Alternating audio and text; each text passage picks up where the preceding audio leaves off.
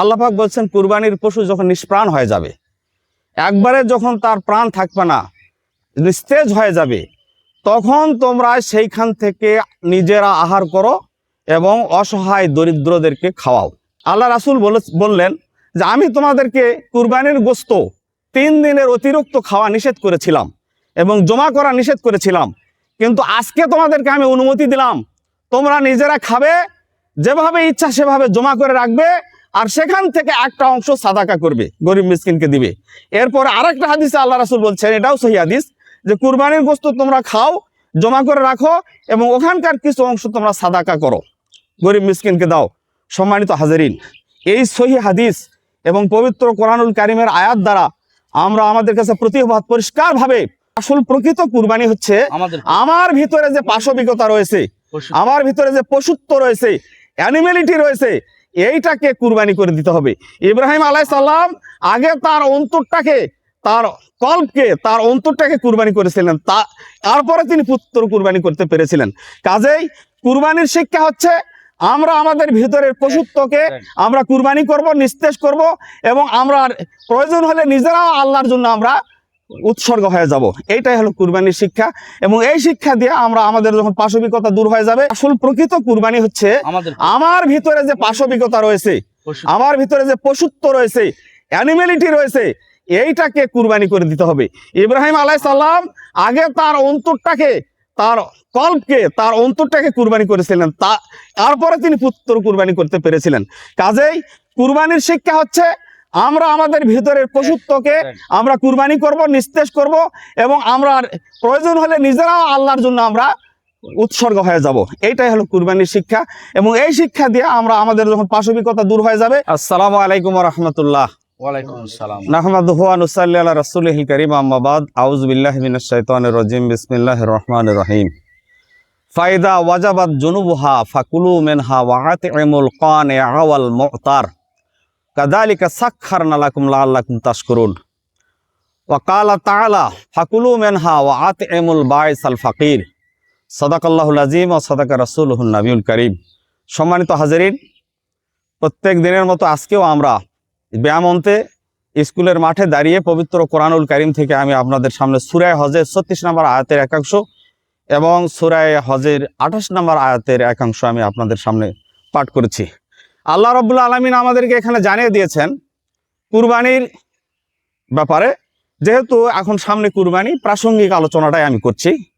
কুরবানির পশু, আল্লাহ পাক বলছেন কুরবানির পশু যখন নিষ্প্রাণ হয়ে যাবে, একবারে যখন তার প্রাণ থাকবে না, নিস্তেজ হয়ে যাবে, তখন তোমরা সেইখান থেকে নিজেরা আহার করো এবং অসহায় দরিদ্রদেরকে খাওয়াও।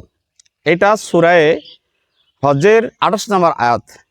এই আয়াতের ব্যাখ্যা আল্লাহ পাক 36 নম্বর আয়াত দিয়ে করতেছেন যে কুরবানির পশু যখন নিস্তেজ হয়ে যাবে, প্রাণহীন হয়ে যাবে, তখন সেখান থেকে তোমরা নিজেরা খাবে এবং অসহায় দরিদ্র, ধৈর্যশীল দরিদ্র এবং সায়েলকারী দরিদ্রদেরকে তোমরা খাওয়াও।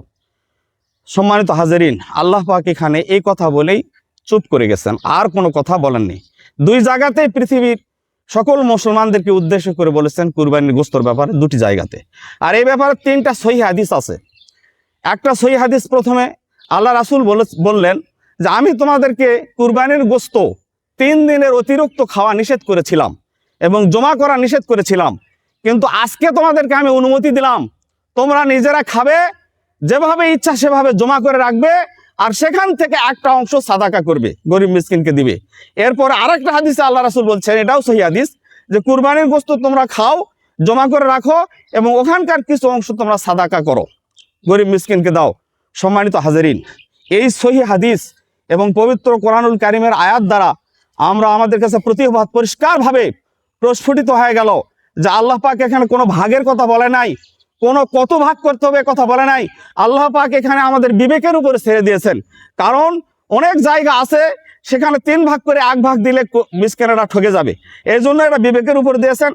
হয়তো অনেক সময় আরো বেশিও লাগতে পারে অথবা কমও লাগতে পারে। আর একটি কথা হলো, আমরা কুরবানি কি করি? আমরা কুরবানি করি পশু। পশুর ভিতরে যেগুলো মর্দা পশু, যেমন মর্দা উট, ষাঁড় গরু, ষাঁড় মহিষ, সেই পাঁঠা, ছাগলের পাটা, ভেড়ার পাটা, দুম্বার পাটা, এগুলোর ভিতরে কি আছে? বর্বরতা আছে, এগুলোর ভিতরে আছে হিংস্রতা আছে, এগুলোর ভিতরে অনেক ক্ষতিকারক উপাদান আছে। তো আমরা এই পশু কুরবানি করি, প্রতীকী কুরবানি, কিন্তু আসল প্রকৃত কুরবানি হচ্ছে আমার ভিতরে যে পাশবিকতা রয়েছে, আমার ভিতরে যে পশুত্ব রয়েছে, অ্যানিমেলিটি রয়েছে, এইটাকে কুরবানি করে দিতে হবে। ইব্রাহিম আলাইহিস সালাম আগে তার অন্তরটাকে, তার কল্পকে, তার অন্তরটাকে কুরবানি করেছিলেন, তারপরে তিনি পুত্র কুরবানি করতে পেরেছিলেন। কাজেই কুরবানির শিক্ষা হচ্ছে আমরা আমাদের ভিতরের পশুত্বকে আমরা কুরবানি করব, নিস্তেজ করব, এবং আমরা প্রয়োজন হলে নিজেরাও আল্লাহর জন্য আমরা উৎসর্গ হয়ে যাব। এইটাই হলো কুরবানির শিক্ষা। এবং এই শিক্ষা দিয়ে আমরা আমাদের যখন পাশবিকতা দূর হয়ে যাবে, মানবিকতা যখন বিজয় লাভ করবে, তখন সমাজে শান্তি প্রতিষ্ঠিত হবে। কেউ কাউকে অন্যায়ভাবে, যেমন একটা 4টা ষাঁড় আর 4টা পাঠা এক জায়গায় রাখেন তো কি অবস্থাটা সৃষ্টি হয়ে যায়। এটাকে আমরা নিয়ন্ত্রণ করি বড় বড় মোটা অসা দিয়ে, কিন্তু আপনারা আবার মনের পশুটাকে কেঁদে নিয়ন্ত্রণ করবেন। এটাকে নিয়ন্ত্রণ করতে হবে আল্লাহ ভীতি দিয়ে, ইমানের রশি দিয়ে, সর্বোপরি এটাকে আল্লাহর আইন দিয়ে, যে আইন আল্লাহ দিয়েছেন, যারা এরকম অন্যায় করবে হুদুদ, কেসাস, তাজির দিয়ে তাদেরকে নিয়ন্ত্রণ করতে হবে। আল্লাহ আমাদের তৌফিক দান করুন। আমরা যেন কুরবানির গোস্তর দিকে না তাকাই, আমরা আল্লাহর সন্তুষ্টির দিকে তাকাই। গোস্ত তো আল্লাহ পাক আমাদের দিয়ে দিছেন, আমরা এখান থেকে নিজেরা খাবো, কিছু জমা করে রাখবো, কিছু সাদাকা করব, কেউ আত্মীয় স্বজন বন্ধু বান্ধবদেরকে দিব। সবাই যেন আমরা সুন্দরভাবে এই কুরবানি মানে এই অনুষ্ঠানটা যেন আমরা পাড়ি দিতে পারি, এবং এটা আমাদের জন্য সকলের শান্তি স্থিতি আমাদের বয়ে নিয়ে আসুক, এই কামনা করে শেষ করছি। আসসালামু আলাইকুম ওয়া রাহমাতুল্লাহ।